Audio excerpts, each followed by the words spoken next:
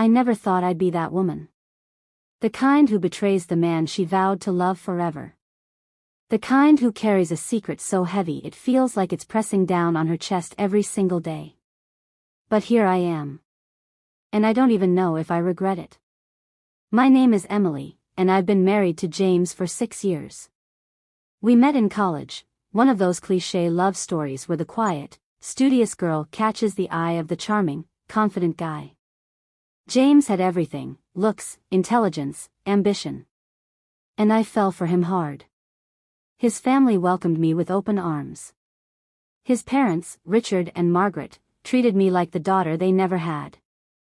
And then there was Daniel, James's older brother. Daniel was different. Where James was polished and refined, Daniel was rough around the edges. He worked with his hands, ran his own auto repair shop, and never seemed to care what people thought of him. I didn't pay much attention to him in the beginning. He was just James's brother. A little too sarcastic, a little too rebellious. But over the years, something changed. James started working longer hours. He became distant, stressed, obsessed with his career. We had a beautiful house in the suburbs, but it felt empty. I spent more nights alone than I cared to admit. And somehow, in all that loneliness, Daniel was there. I wish I could say it happened just once. That it was a mistake, a fleeting moment of weakness. But it wasn't. It was a slow burn, the kind you don't notice until you're already engulfed in flames.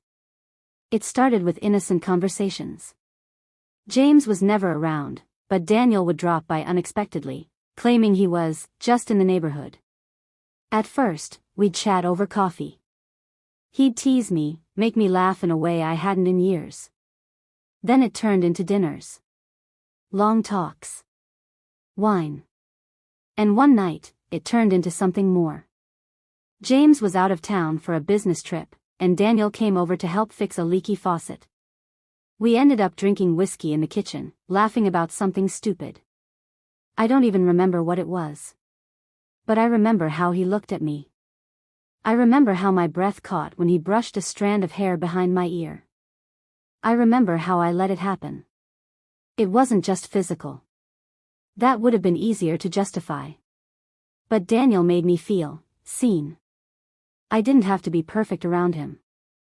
I didn't have to be James's wife, always holding everything together, always smiling through the loneliness. With Daniel, I could be messy. I could be real. We met in secret. Sometimes at his place. Sometimes in my car. Sometimes at motels, cheap and out of the way. Each time, I told myself it would be the last. Each time, I lied. And then, something happened that changed everything. I got pregnant. James had been trying for a baby for over a year. We'd seen specialists, tracked cycles, taken every possible test. And then, suddenly, I was pregnant. Just like that. I knew. I knew there was a chance the baby wasn't his. I should have told Daniel. I should have told James. But instead, I did nothing. I let James believe it was a miracle. I let myself believe that maybe, somehow, things would be okay. But secrets don't stay buried forever. And I was about to find out what happens when the truth finally comes to light. I thought I had everything under control. I thought I could live with this lie. That I could close my eyes, pretend everything was fine, pretend that this was really James's baby. But one evening, everything changed. James invited Daniel over for dinner. Just a regular family gathering, nothing unusual. We sat at the table, talking, laughing, and for a moment, I actually believed I could keep everything hidden. And then Daniel looked at me. At my stomach. I was already 5 months along, and hiding it was getting harder. He knew. I saw it in his eyes, the exact moment something clicked in his head. A flicker of shock, barely noticeable, like he was trying to mask it. But I knew Daniel too well. He knew. He knew James and I had struggled to conceive. That doctors had told us it would take much longer. He knew that this baby might be his. I couldn't breathe. Our eyes met. It was only a second, but it felt like forever. You okay? James asked, oblivious to the tension hanging between us. Yeah, just, spaced out for a second. Daniel muttered, looking away. I forced myself to stay calm. But everything around me suddenly felt dangerous. Like a ticking time bomb, seconds away from detonation. After dinner, when James stepped outside to take a phone call, Daniel stayed behind in the kitchen. Is it mine? He asked, his voice low, strained. I shut my eyes. I don't know. And it was the truth. I didn't know. But standing there, seeing his reaction, I felt like he did. Emily, you have to tell him. I shook my head. I can't. He ran a hand down his face, exhaling sharply. This isn't fair. Not to him. Not to me. But what changes if he finds out? He'll hate you. He'll hate me. He'll leave me. Maybe. But that doesn't mean we can just keep going like this. I heard James coming back inside and stepped away. Please, don't say anything, I whispered. Daniel didn't respond. But in his eyes, I saw it, this bomb had already started ticking. And it wasn't a matter of if it would explode. Only when. I don't know why I did it. Maybe it was guilt. Maybe it was the constant pressure, the weight of the lie pressing down on me. Or maybe it was the way Daniel looked at me, like he already knew the truth and was just waiting for me to admit it. Either way, I told him. I told him that I wasn't sure, but there was a chance the baby was his. And that night, after dinner, Daniel and I sat across from James in the living room, and I did the one thing I never thought I'd have the courage to do. I told my husband the truth. James, the baby, it might not be yours.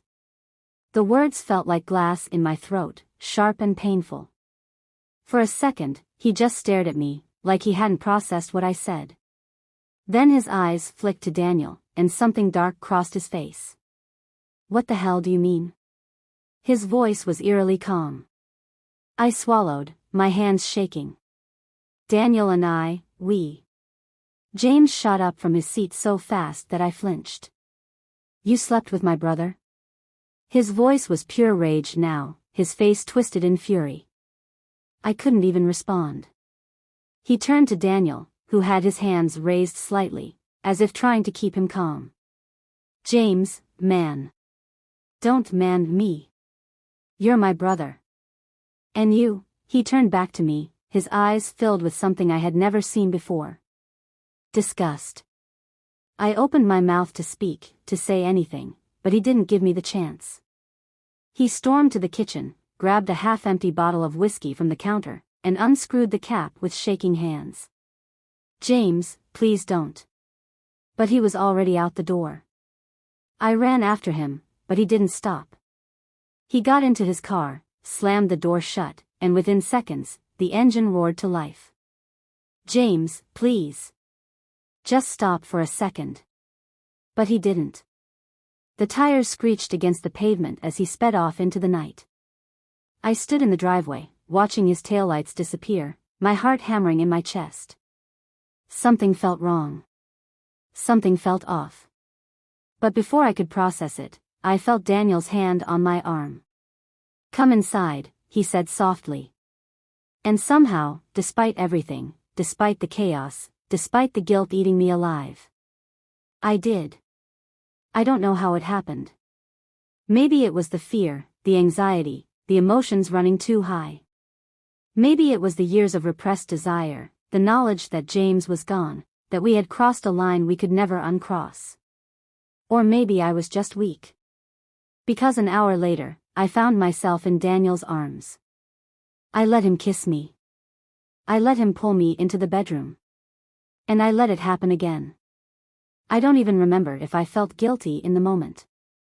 All I remember is the heat, the desperation, the need to feel something other than the gnawing emptiness inside me. And then, the phone rang. I almost didn't answer it. I almost let it go to voicemail. But something in me told me to pick up. Mrs. Turner? A voice I didn't recognize. My stomach dropped. Yes? This is Officer Bradley with the state police. I'm so sorry to inform you, but there's been an accident. I felt my blood turn to ice. What kind of accident? It's your husband. His vehicle crashed off Highway 9. He didn't survive. The phone slipped from my hands. I couldn't breathe. Daniel was beside me in an instant, his face filled with confusion, concern. What happened? I opened my mouth to speak, but no words came out. Just a strangled sob, a sharp, painful wail that tore through me as reality crashed down. James was gone.